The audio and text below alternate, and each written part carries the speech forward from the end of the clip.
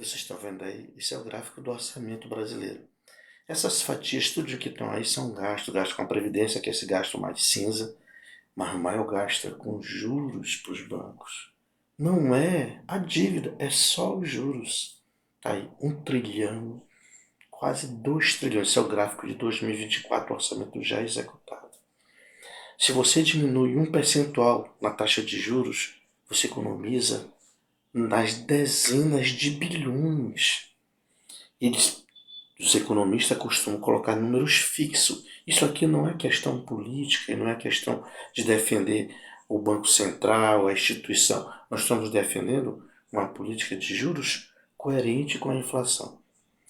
Dentro dos investimentos, quando a gente vai fazer investimento, eu trabalho em instituição bancária e no sistema financeiro, nós não podemos dizer para o investidor quanto ele vai ganhar. Nós podemos dar uma expectativa, mas baseada na realidade do passado anterior.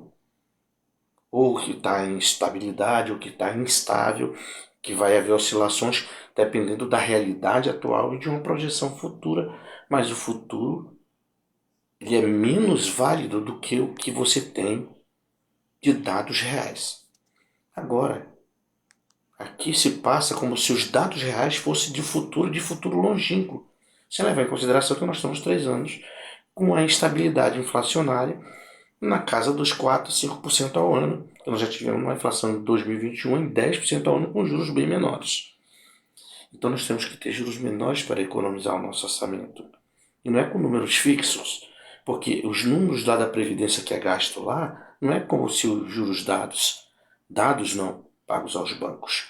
Na Previdência, o aposentado vai gastar, vai consumir, vai gerar negócios, vai gerar emprego, vai se pulverizar em toda a sociedade, vai ter capilaridade desses recursos do próprio aposentado, que vai servir para a geração de emprego, vai voltar com tributos, como também os investimentos que o governo faz. O próprio salário pago para investimentos. Vamos supor, o governo contrata uma obra, a obra contrata operários, os operários pegam, abrem conta em bancos, como o próprio aposentado vai ter conta em banco. O banco não vai perder se baixar os juros.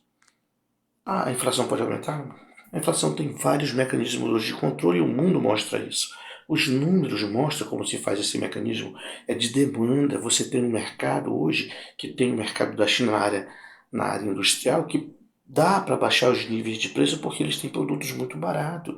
O agronegócio tem uma produção imensa no Brasil, né? E pode suplantar políticas de estoque regulador, políticas de incentivo à produção para atender demandas que aumentem no futuro. Tudo isso pode ser feito sem precisar mexer nas taxas de juros. Está mexendo nas taxas de juros porque há um interesse por parte dos empresários dos bancos em que tenha esse ganho por parte de investidores que são uma minoria. Uma minoria muito pequena mesmo com relação à sociedade. Vou dar um exemplo para vocês. Por que esse juro tem que baixar? Porque se você economiza 1% que seja aí, tem 14%, se nós tivéssemos os juros de 2021, que chegou a 9% ao ano, com taxa de inflação de 10% ao ano, é um absurdo. Ter a metade da inflação do ano de 2021 e estarmos em 14%. Poderíamos estar em 9%. Ou poderíamos estar até menos, porque temos a inflação menor do que o ano de 2021. Com uma estabilidade de 2 anos com a inflação controlada.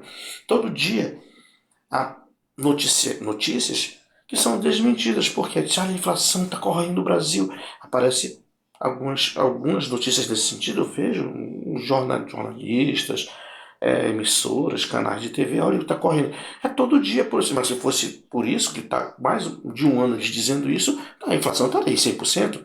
A inflação está em torno de 3 a 5 ao ano. Então é inadmissível. Temos que ter uma taxa de juros menor, porque o exemplo é o mundo. Por quê que os Estados Unidos é uma economia e a China também? Porque se paga poucos juros para comprar um carro, se paga poucos juros para comprar a casa própria e isso gera muitos valores agregados na sociedade e gera economia e riqueza.